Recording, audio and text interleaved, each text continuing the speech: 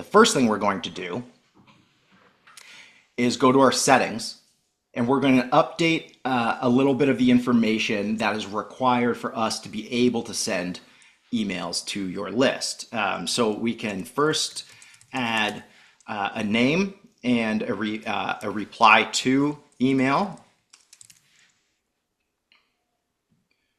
Okay, and we'll save that, and then I'm going to update my signature. This is the more important part. We have to have a signature with a variety of different information in order to remain fully compliant with the different regulations across the country. So we'll add some of this information here, and you can see if you're missing anything, then we've got to add that in. We'll just go ListingLeads.com, and then finally we'll go add our brokerage. Okay, so now that's all good. There's no red bits, everything's green.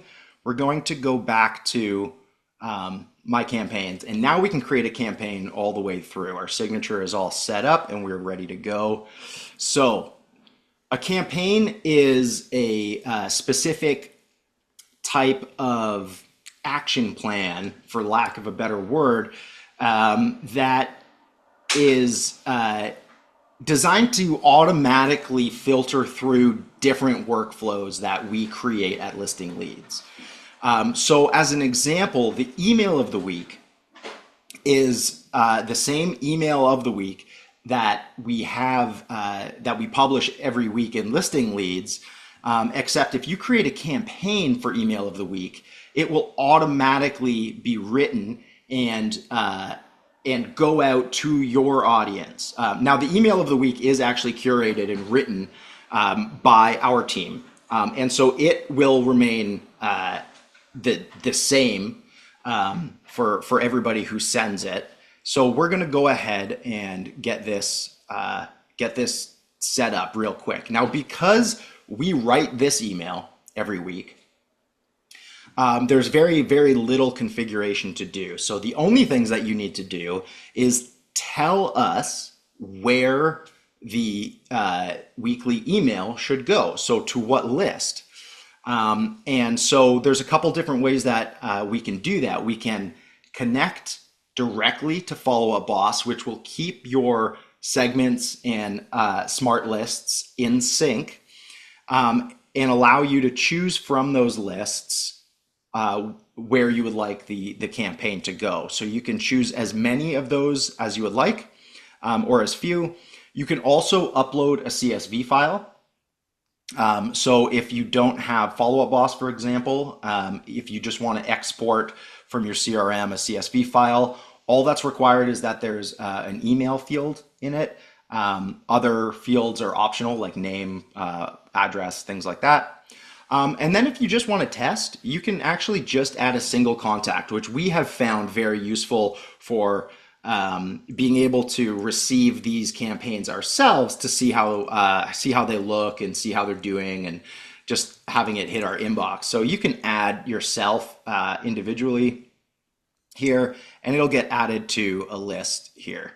So now you can see that I have two lists connected, and it'll show me the total number of contacts. Now, if there are duplicate contacts across your lists that you've selected, we will only ever send to once. We won't send the same email to the same contact, even if those contacts are doubled up across lists. Then, because this is quite a straightforward campaign, that's it. It's a review of the lists, and then we can activate the campaign. Now what happens? So this campaign is sitting active. Every week, we write an email to go out on your behalf. What will happen is 24 hours prior to it going to your list, you'll get a preview email of exactly what's going to go out. It includes the option to skip this week's email. We've seen people skip emails in the past for a specific week. Perhaps they're on vacation or they're otherwise unable to respond to any of the replies that they get. So a preview email looks like this. So this just gets sent to you. We'll go through a deal of the week campaign. This is a preview for a deal of the week as opposed to the email of the week, but the idea is exactly the same. You will get a copy of this and you have the option to skip or not. And if you do nothing, then great, it's going to go out. 24 hours after the email is sent to your lists, you'll get another follow-up email from us that includes the metrics for that particular week's send. And so this is an example of the metrics report that you would get after every automated campaign, 24 hours after it's sent to everybody. You'll get a follow-up again with another copy of the content, and then also the metrics as they relate to that particular campaign. So here we can see our delivered rates. It got sent to these lists, the number of unique opens. And so that is the very straightforward email of the week. So next up, let's create a deal of the week. And this one is a little bit more powerful. This is dynamically generated every week based on your exact criteria. So the way that the deal of the week works is that we have to provide a little bit of information for it to be able to figure out what the best deal is of the last 7 days. And typically what that looks like is adding up to 5 different areas that you work in. We'll do Auburn. Choosing a price range that would be appropriate for a deal of the week for you and your clients, and then choosing a property type that you prefer to work in. And obviously different areas have different density of property types. I know Boston is heavy on condos and less so on individual houses. So we can add those in as well. But I want to demonstrate something. I'm going to actually set my price range quite low right now, because what you're going to see is that when you continue on in the process of creating the campaign, your search criteria has to be broad enough that we will regularly be able to find a deal of the week. So there needs to be enough listings posted in the last 7 days in your area that match your criteria for us to be able to actually pull something out that is authentically a deal. And so if we don't find enough during this initial configuration, it will tell you that. And it will give you the option to edit the criteria to try to broaden it in scope so that we can find enough properties. And what we're looking for here is at least 15 search results as it relates to the criteria that you've put in. So let's bump this up where I know we'll get some results. So when I update this, so now my price range is between 200,000 and 3 million. So a large price range, but it's sure to find some really great deals. Same thing as before. Now we just choose the lists that we want to send to. So I'll choose this team, and that's it there. And then I can just review what my configuration looks like. And if I'm happy with that, I can go to activate campaign. And you'll see here, we have the criteria that's shown up that we can see. The same exact thing will happen when the deal of the week is processed every week. So 24 hours prior to it being sent, you'll get a preview email, and then that one will look like this. It'll have the property, it'll have the ability to skip, and this is your opportunity to see what property it is that we're going to be emailing your contacts about. And this one is specifically designed to be, the content is designed to be fairly vague. So we select a property, but your contacts will never know what that property is. Only you know what the property is. We write an email that says, we have the deal of the week strategy is to try to pique interest. And so we can write an email that's vague and compelling, and there's a call to action at the end here. Want me to send the rest of it your way? There's no address, there's no actual price or anything like that. And so we've found that people's lists and their contacts and their audience have been highly responsive to this strategy. And so you'll get the deal of the week preview.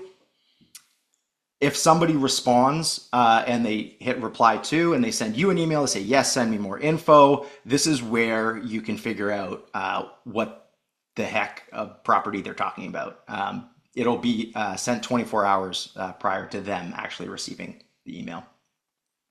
Again, same thing here, 24 hours after, you'll get the performance follow-up email with the deliveries, the unique opens. We've seen particularly decent open rates for deal of the week. We've seen some of our customers have like a 40 or a 45% open rate week over week that hasn't been going down, and they've been emailing the same people. And so that's been really encouraging to see, and I think it's really validating for that particular strategy. Now, this is it. This is all you have to do. In theory, you never have to come back into AI mode ever again. Your emails will generate, they will go out, and you will get replies having not had to send anything manually or create any content on your own.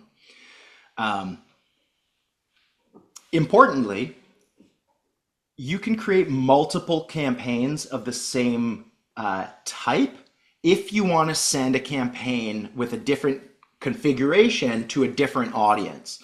So perhaps you have your lists segmented by budget or something along those lines, or neighborhood or area. We could create a second deal of the week here. And I know I have this list for people who are not looking in Auburn at all. And they have, a budget between, let's say, 1 and 2, and they're not looking for a house because they want to stay in Boston. So imagine I have a very specific list for that set of my audience. I would go down here into my smart list or my import or whatever it might be, and I would select that list. Everything looks good. And now I have these 2 separate deal of the weeks that will go out to those 2 separate audiences, and most likely have different deal of the weeks because the configuration is different. And so you can have as many of these as you want. There's no additional cost to creating extra campaigns.